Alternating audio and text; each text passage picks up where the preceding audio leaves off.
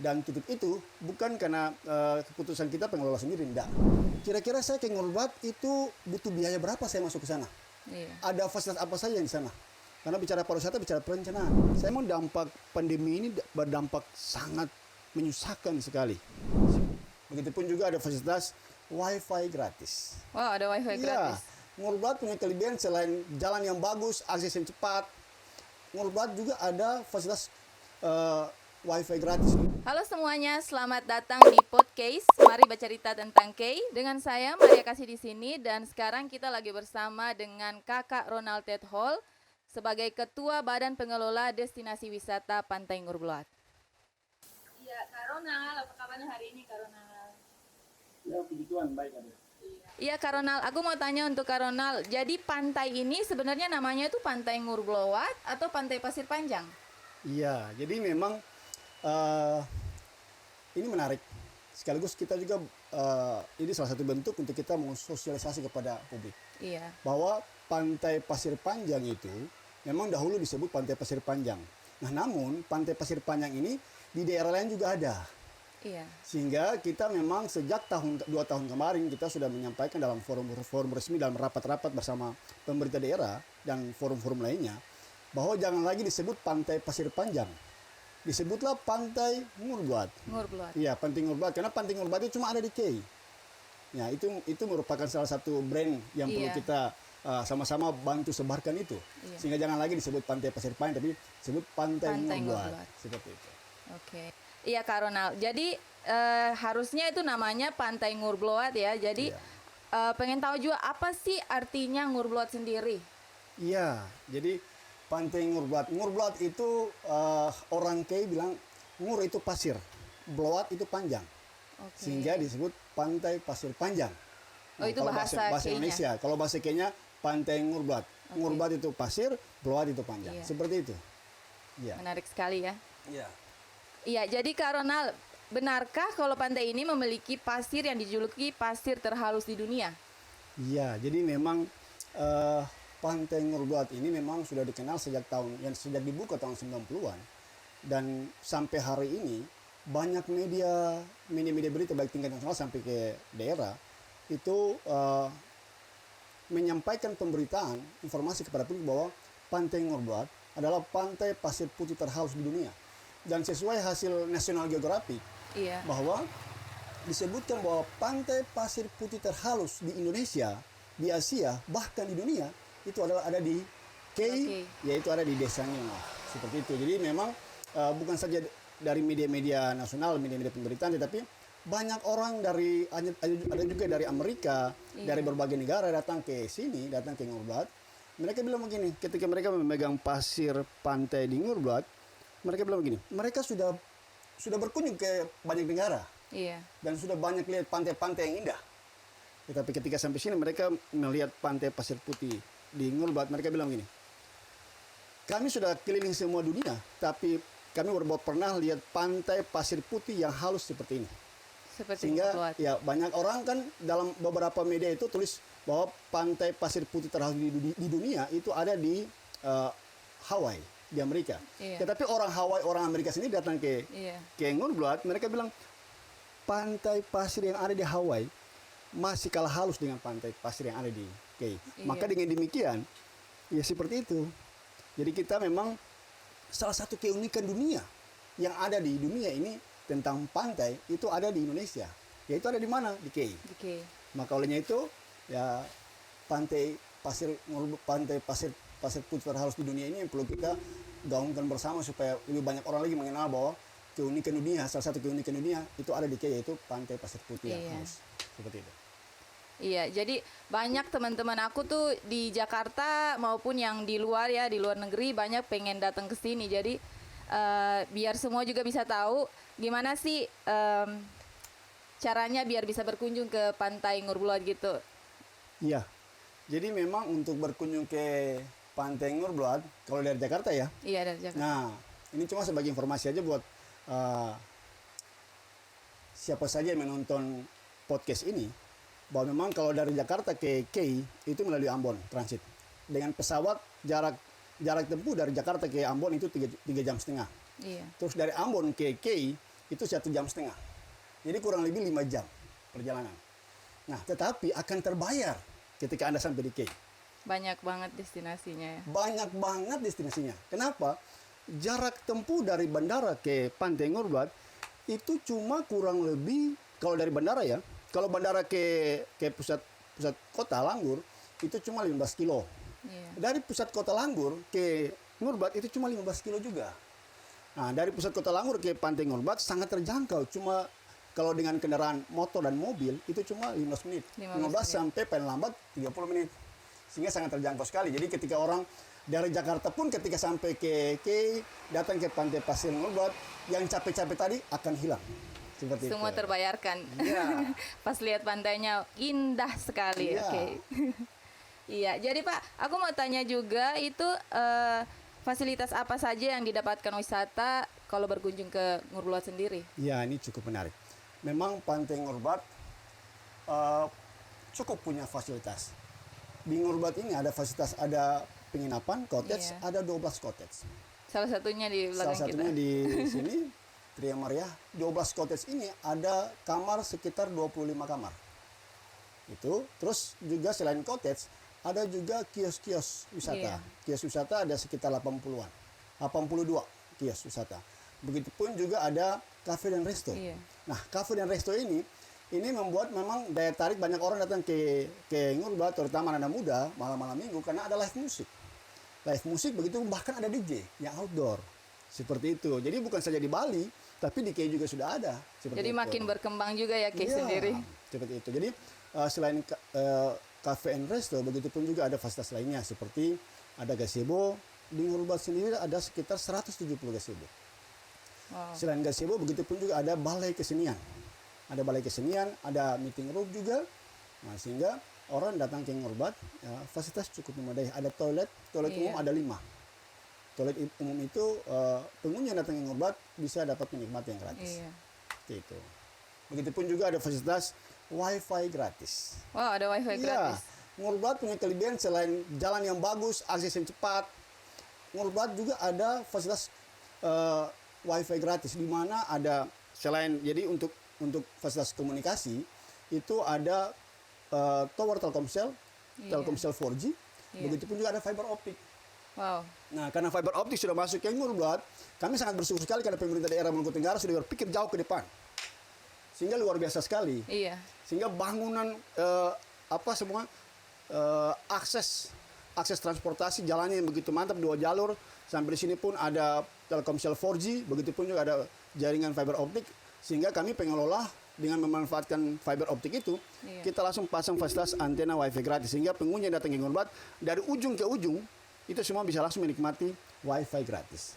Tinggal Iya. buka wifi aja, langsung connect, tidak perlu pakai password. Wow. Seperti itu deh. Amazing. Pantes Ngurbuat sendiri tuh banyak banget pengunjungnya. Apalagi kalau hari Minggu, Sabtu Minggu ya. Selalu penuh, nggak dapet gazebo-nya. Iya. Jadi aku mau tanya juga, makanan favorit wisatawan itu saat berkunjung Ngurbuat sendiri. Iya. Itu kalau makanan favorit di Ngurbat ini memang sudah terkenal, banyak orang datang ke Ngurbat itu ada top kuliner. Top Top kulinernya ya. kulinernya itu pisang embal. Pisang embal. Ya. Pisang embal itu di sini disebut pisang embal Ngurbat. Itu rasanya beda sekali dengan tempat lain. Iya memang. Karena ada punya orang bilang sudah Ciri punya khasnya sendiri ciri khas begitu. tersendiri, sudah punya adonan yang tersendiri. Itu rahasia milik orang Ingov sendiri, seperti itu deh. Jadi rasanya pasti wah, kalau makan pasti waduh mau makan terus-terus seperti Iya. itu deh. Aduh jadi lapar. Kita juga lagi pesan tadi tapi pisang embalnya belum Oke. datang. Iya Pak, jadi kita tahu kalau akses informasi tentang Ngurbuat sendiri sekarang itu semakin mudah dengan adanya ngurbuat.com. Bisa ceritakan sedikit tentang website ini, seperti kapan pengembangannya, terus apakah anak asli Ngilngov juga mengelola website ini, dan baik dari konten maupun desainnya juga pengen tahu nih Kak. Iya.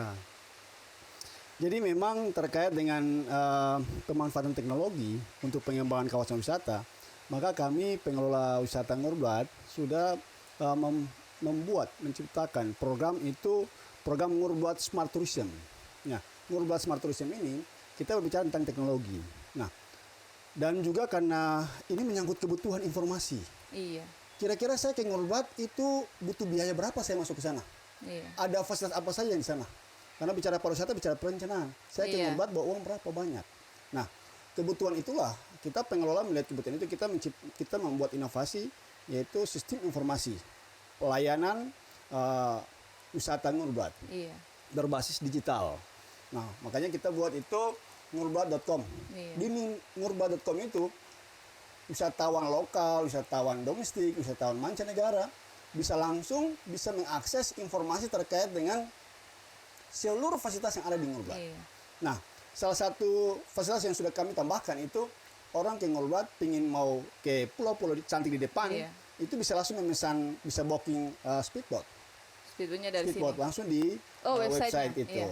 Begitupun bisa booking cottage, bisa booking bahkan booking cottage kuliner juga bisa. Membooking kuliner, membooking gazebo, booking semua fasilitas yang ada di Ngurbat bisa langsung lewat website itu. Iya. Nah, website ini dibuat dan digagas oleh anak-anak Putra Ngelngov. Karena memang kita di Ngelngov hari-hari ini lagi betul-betul investasinya ke sumber daya manusia. Iya. Sehingga anak-anak Ngelngov ya memang punya sumber daya manusianya baik di teknologi, pariwisata kita berdayakan. Iya. Terutama apalagi saya seorang latar belakang birokrat juga, Iya. dan juga anak muda sini juga saya lagi libatkan anak-anak muda, adik-adik yang baru selesai sudah, begitupun yang punya kelebihan dalam bidang teknologi kita libatkan. Nah, untuk website ini dibuat oleh adik Presiden Hall, sebetulnya adik saya juga, dia yang membuat itu website ngurbat.com. Begitupun juga kita punya Instagram Ngurbat, begitupun juga Facebook. Sarana ini semua dipakai untuk apa? Memudahkan semua pengunjung untuk mendapatkan sarana informasi tentang Ngurbat. Seperti itu. Jadi itu kapan pengembangannya itu, Kak? Pengembangannya ini sudah dilakukan sejak tahun 2020 kemarin. Tepatnya kita dilaunching oleh Bupati Maluku Tenggara loh. Wow. Dilaunching itu program Ngurbat Smart Tourism dilaunching oleh Bupati Maluku Tenggara itu pada bulan Juni 2020. Iya.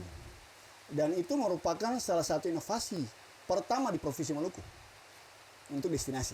Karena dari Dinas Pariwisata Provinsi Kabupaten Maluku Tenggara belum ada destinasi yang membuat inovasi seperti ini, pemanfaatan teknologi. Sehingga kita bagaimana membuat lebih banyak menciptakan hal-hal baru selangkah di depan. Iya. Seperti itu deh. Luar biasa. Iya, jadi menghadapi new normal itu dari Kementerian Pariwisata sendiri menerapkan protokol kesehatan dengan yang kita kenal itu CHSE ya Pak. Jadi bagaimana penerapannya juga di Ngurbat sendiri? Ya, jadi dalam situasi new normal ini memang kami pengelola Ngurbat ada menerapkan memang terkait dengan ya program yang sederhana, yaitu wajib masuk Ngurbat wajib menggunakan masker. Iya. Yang tidak menggunakan masker dilarang masuk ke kawasan wisata Ngurbat. Sehingga ketika wisatawan yang masuk ke pintu masuk portal Ngurbat sudah ada petugas di depan yang itu memeriksa wisatawan wajib menggunakan masker. Yang tidak menggunakan masker dilarang masuk. Iya. Nah, untuk bagaimana mereka jangan pulang jauh-jauh ambil masker, kita sudah menyediakan juga itu masker. Dengan kita jual masker dengan harga yang murah, terjangkau seperti itu. Begitupun untuk masuk kawasan wisata Ngurbat selain masker juga wajib mencuci tangan, enggak menggunakan hand sanitizer. Nah, kalau kita di pengelola sendiri untuk portal depan itu kita menggunakan hand sanitizer. Iya. Supaya lebih efektif. Nantinya masuk ke dalam, di setiap kios-kios wisata, begitupun cottage sudah disediakan itu tempat cuci tangan. Untuk pengunjung masuk ke Ngurbat bisa cuci tangan. Iya. Gitu. Dan juga nanti ada himbauan-himbauan setiap hari Minggu gitu, kita sudah menyediakan ada mobile dengan mobil yang toa untuk menyampaikan kepada pengunjung untuk menjaga jarak. Ya, kita tetap menjaga kesehatan yang baik untuk mengikuti protokol kesehatan. Iya. Begitupun kita himbauan untuk jangan membuang sampah sembarangan. Iya, betul. Karena betul-betul kita di Ngurbat ini mau menerapkan Ngurbat bebas sampah. Iya. Terutama sampah plastik deh. Iya. Seperti itu. Itu memang harus diterapkan. Iya, Pak. Jadi selama pandemi Ngurbat itu kita tahu udah tutup sebanyak 2 kali ya, Pak. Jadi apakah yang menjadi indikator penting hal ini terjadi? Iya. Kita tahu sendiri bahwa sangat berbahaya sekali virus corona ini. Sehingga memang pada saat awal-awal lagi rame-ramenya tentang penyebaran virus corona, nah sampai sudah masuk ke Maluku, nah kita memang tutup. Dan Iya. tutup itu memang bersamaan dengan tempat wisata lain. Nah, tutup yang kedua ini karena memang tingkat penyebaran virus corona di Maluku Tenggara sudah semakin tinggi, makanya kita barusan tutup untuk bulan Januari kemarin, kita tanggal 12, kita tutup 2 Iya. minggu. Nah, ini sekarang ini baru dibuka untuk 1 minggu, karena 2 minggu kemarin kita tutup. Tutup lagi. Itu kenapa? Karena memang tingkat penyebaran tadi. Dan tutup itu bukan karena keputusan kita pengelola sendiri, enggak. Karena saya selaku ketua, segala sesuatu kita demokrasi. Iya. Sehingga kami pengelola bersama-sama dengan pemerintah desa Ngilngov dan juga rapat bersama masyarakat dan juga semua pelaku usaha wisata yang ada di Ngurbat ini untuk membicarakan terkait yang ini. Dan waktu itu keputusan kami pengelola tidak mau mengambil keputusan apakah tutup atau buka. Iya. Karena kami sangat mengetahui sendiri bahwa masyarakat Ngilngov ini 80% mata pencariannya ada di Ngurbat, di wisata. Iya. Karena mereka punya anak-anak disekolahkan, mereka punya ekonomi semua dari pariwisata. Iya. Seperti itu. Sehingga pada saat itu yang mengambil keputusan tutup itu sampai setingkat kita suara terbanyak voting. Iya. Dan para pelaku usaha yang memang meminta sendiri tutup. Iya. Dan memang waktu sebelum dibuka dalam 1 minggu terakhir ini banyak pelaku usaha bilang, Pak Ketua kalau bisa buka kembali. Iya. Kalau bisa dibuka kembali karena kita sudah setengah mati. Iya, Memang karena dampak ekonomi luar biasa sekali. tutupnya sampai 2 minggu 2 ya. minggu. Jadi 2 minggu. Jadi mereka sekarang kita keputusan buka ini karena memang kemauan daripada para pelaku usaha. Tetapi kita tetap dengan syarat ya memperhatikan betul itu protokol kesehatan. Seperti itu. Iya Kak. Jadi kita tahu sendiri tutup selama 2 minggu ya Kak. Jadi para pelaku usaha sendiri di sini kegiatannya apa saja pas ditutup selama 2 minggu itu Pak? Iya, jadi memang para pelaku ini selama 2 minggu tutup, mereka ada yang punya usaha sampingan, mereka buat usaha lainnya seperti ada buat jual-jual kue, Iya. begitupun ada juga banyak yang buat kebun. Tetapi memang karena tidak dipungkiri bahwa ekonomi masyarakat Ngilngov itu cukup tergantung Iya. dengan pariwisata. Sehingga mereka buat kue pun, itu pun kurang sekali orang berbelanja. Iya. Dampaknya sampai ke mana? Ke kios-kios. Kios-kios setelah kita cek selama 2 minggu terakhir, itu mereka, itu yang pemilik-pemilik kios semuanya sampai sudah, waduh ini kita punya pendapatan contohnya 1 hari 200, diturun sampai 50.000. Turun drastis. Begitupun dampak sampai ke mobilen. Ada 5 mobilen di Ngilngov. Itu dalam jangka 2 minggu itu kosong. Karena orang kurang naik mobil, Tidak ada penumpang sama Iya. sekali. penumpangnya turun sekali. Jadi memang dampaknya luar biasa sekali dan mereka membuat kebun juga terlambat. Iya. Sehingga memang apa ya, sangat terasa sekali mereka punya kesulitan luar biasa ekonomi itu selama tutup. Jadi mereka usaha-usaha yang lain di dalam kampung, sedangkan yang pembeli kurang sekali. Kenapa? Karena tidak ada Iya, orang. tidak ada pengunjung juga. Jadi memang dampak pandemi ini berdampak sangat menyusahkan sekali. Seperti itu. Jadi memang ya semoga kita berdoa saja supaya ke depan pandemi ini juga bisa, kasusnya juga bisa menurun, Iya. tingkat penyebaran juga semakin berkurang. Secara paling penting adalah kesadaran kita sendiri untuk tetap mengikuti protokol kesehatan. Biar Gunakan masker, selesai. gunakan masker, rajin cuci tangan, Iya. menjauhi daripada kerumunan. Seperti itu, Dek. Iya Pak. Jadi hasil pendapatan dari Ngurblot sendiri itu kita dengar itu digunakan juga untuk membantu biaya pendidikan anak-anak Ohoy Ngilngov. Apakah ada dampak pandemi terhadap hal tersebut? Iya. Dalam pengelolaan kawasan wisata Ngurbat, kita pengelola sudah ada MIU dan sudah ada bicara manajemen terkait dengan bagi hasil. Iya. Nah, dari 100% bagi hasil daripada pendapatan, setiap minggu kita sudah bagi. 60% untuk pengelola, 40% untuk desa. Iya. Nah, 40% untuk desa ini digunakan untuk apa tadi? Kita lebih banyak investasi ke pendidikan dan kesehatan. Iya. Kita pengen generasi-generasi Ngilngov ke depan, generasi-generasi cerdas. Iya. Generasi yang bisa mengelola potensi wisatanya sendiri. Olehnya itu memang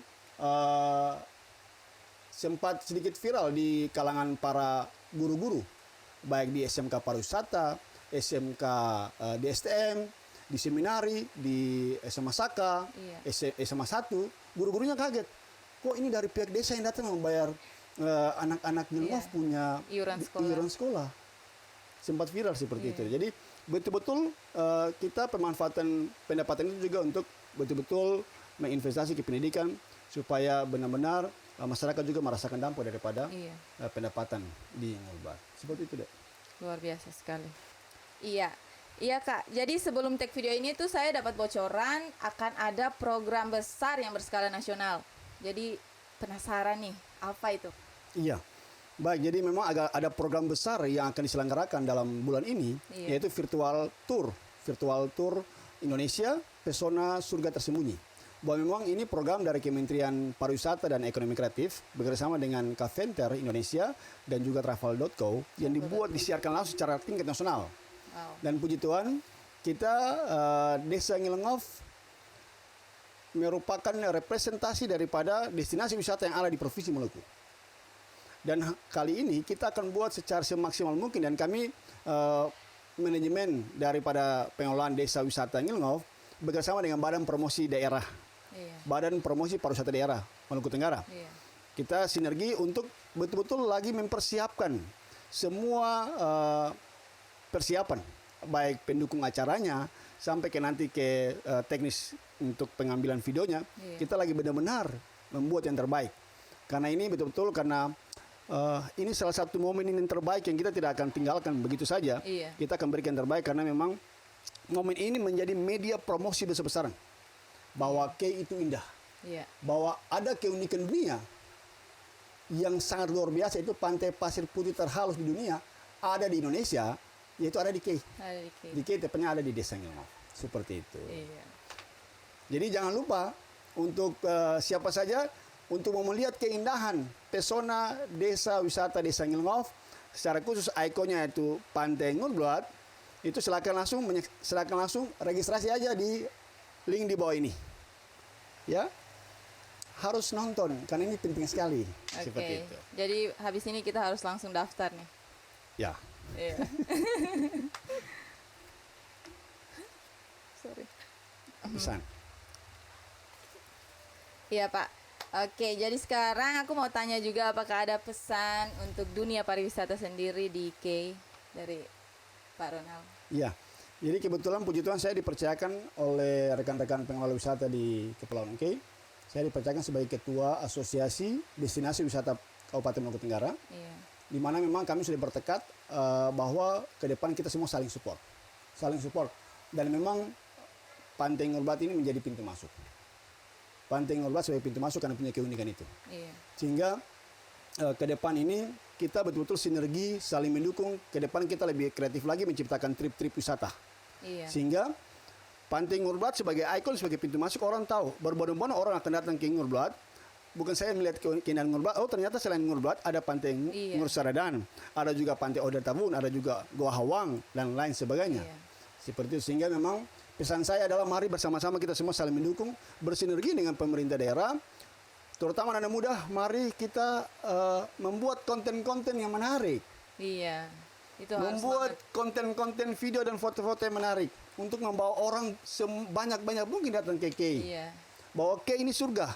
Semua keindahan pesona alam yang ada di Indonesia ada di Kei. Semuanya lengkap. Kei ini paket lengkap. Seperti itu. Jadi memang saya pesan sekali lagi buat semua pemuda Kei yang mencintai dan juga pelaku-pelaku usaha dan juga pemerhati wisata, mari bersama-sama berlomba-lomba. Kita mempromosikan Kei dengan membuat konten-konten menarik dan juga mempromosikan tentang keindahan Kei. Seperti itu, Dek. Itu harus banget. Oke. Iya Pak, jadi beberapa hari yang lalu kita dari Visit Kei Instagram, kita ada bikin question box. Dan ini ada beberapa pertanyaan yang dari beberapa followers di Visit Kei. Ini ada satu tentang, dia tanya, itu kenapa di Ngurblad kendaraan masih diparkir di dalam padahal sudah ada tempat parkir yang luas di luar? Iya. Ini pertanyaan menarik bahwa memang sejak awal pada tahun 2020 kemarin kita ada buat peraturan yang baru. Bahwa kita pingin kendaraan tidak masuk sampai ke area pantai. Makanya kita sudah menyediakan ada parkiran. Nah namun itu kita kan evaluasi, selama 3 bulan kita evaluasi. Bagaimana dampaknya? Bahwa memang yang pertama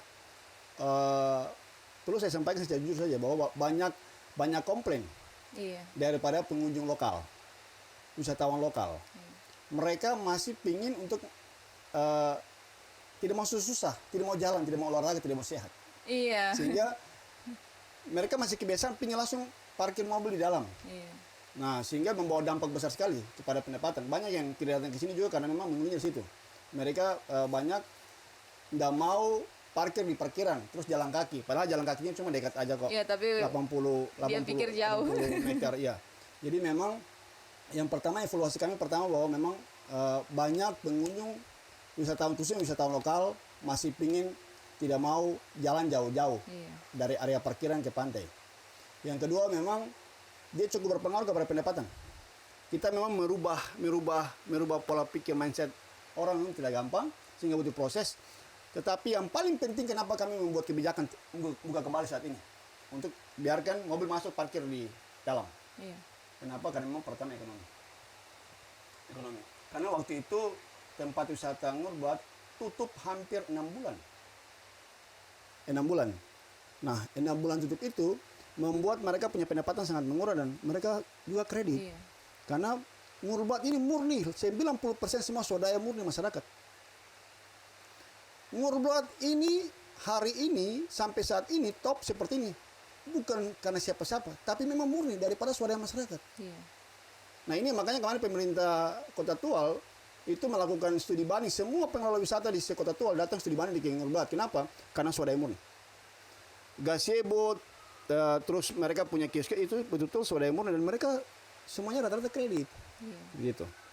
Nah sehingga karena itu dasar itu kami membuat kebijakan supaya biarkan wisatawan lokal masuk karena pangsa pasar kita hari ini adalah lokal, Iya. belum domestik, belum mancanegara.